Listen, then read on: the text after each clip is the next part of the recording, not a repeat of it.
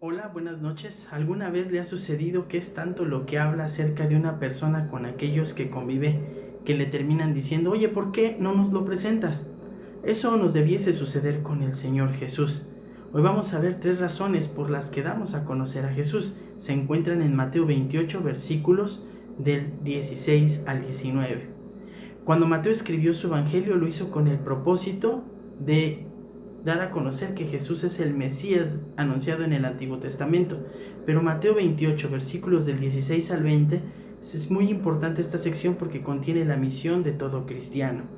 La primera razón por la que damos a conocer a Jesús es porque fuimos considerados para realizar esta tarea. Vea el verso 16. Pero los 11 discípulos se fueron a Galilea, al monte que Jesús les había señalado.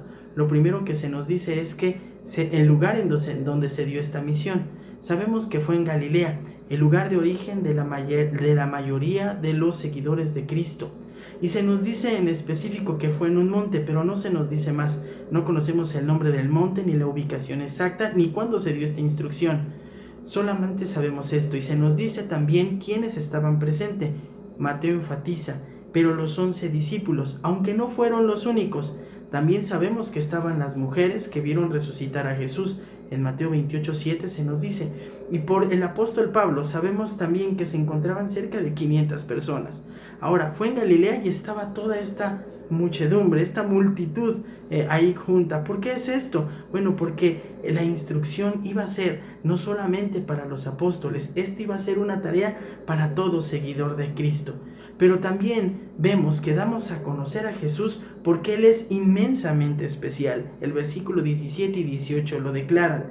Cuando lo vieron, le adoraron. Y es una reacción totalmente natural. Toda esta gente sabía que hace poco Jesús había sido muerto en la cruz. Se sorprendieron y cuando lo ven, dicen, Él es capaz de vencer a la muerte y por eso lo adoran. Dicen, Jesús es Señor y Jesús es Dios. Y después dice, más algunos dudaron. ¿Quiénes dudaron? ¿Los discípulos? No lo creo, ni tampoco las mujeres, porque Él se había presentado con ellos y disipó sus dudas. Los que dudaron fueron algunos de ese gran grupo de los 500.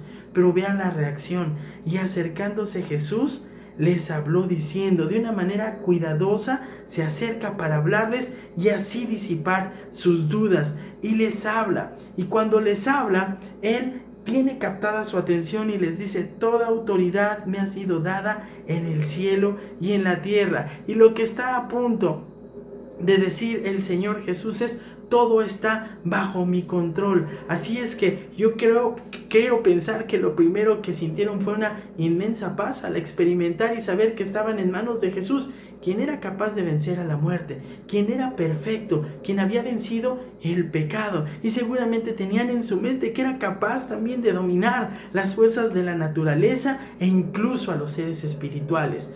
Pero ¿qué más es lo que vemos? ¿Por qué damos a conocer a Jesús? Lo damos a conocer porque es una reacción especial, una reacción totalmente natural. Dice después el verso 19, id pues y haced discípulos de todas las naciones. En otras versiones preciosas dice, por tanto, en consecuencia de que yo controlo todo, ustedes vayan y hagan discípulos, que es el mandamiento, la instrucción central. Y tendríamos que pensar qué tenía en mente el apóstol Mateo con discípulos. Bueno, un discípulo para Mateo era aquella persona que reconocía que Jesús es el Mesías, pero también era un discípulo era aquel que reconocía que solamente a través de Jesús se podía ser reconciliado con el Padre. Y también un discípulo era aquel que al conocer a Jesús se deleitaba de ello y deseaba en consecuencia serle cada vez más obediente. Así que Jesús aquí les da un encargo especial a todos sus seguidores y les dice, es necesario que presenten con sus actos y con sus palabras a todas las personas que sean posible en donde sea y les digan, Jesús es el Señor y yo soy el Salvador del mundo que venció a la muerte. Así es que esta orden termina siendo el gran privilegio de todos los cristianos, y el gran privilegio de todo cristiano es ser instrumento de Dios ayúdanos al hacer discípulos en donde sea posible. Y sabe, esta fue la única ocasión en la que se da esta instrucción y fue al final de su ministerio. Y esto es porque debe de ser un deseo natural de todo cristiano realizar esto. Así es que es necesario preguntarnos, ¿qué tan fuerte es mi deseo porque otros conozcan a Jesús? También debo de preguntarme, ¿qué tantos esfuerzos hago por obedecer esta instrucción? ¿Y qué tendría que hacer para ser cada vez más efectivo en esta tarea? No sea que me esté perdiendo de este privilegio. Espero que al observar al Jesús de este pasaje se encienda su deseo de ir y confesar el nombre de Jesús entre aquellos que no le conocen. Buenas noches.